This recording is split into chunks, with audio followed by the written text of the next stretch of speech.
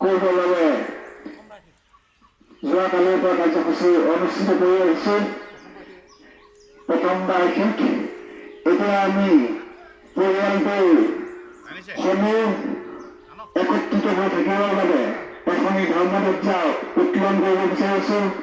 উত্তোলন কৰিবৰ বাবে পৰিয়ালৰ জ্যেষ্ঠ ব্যক্তি শ্ৰী নগেন্দ্ৰ দাসক আমি অনুৰোধ জনালোঁ। ইতিমধ্যে আমাৰ পতাকা উত্তোলন হৈ গৈছে, গতিকে সকলোকে পতাকাৰ কাৰ্যসূচী সমাপন কৰিবৰ বাবে অনুৰোধ জনাইছোঁ। সকলোৱে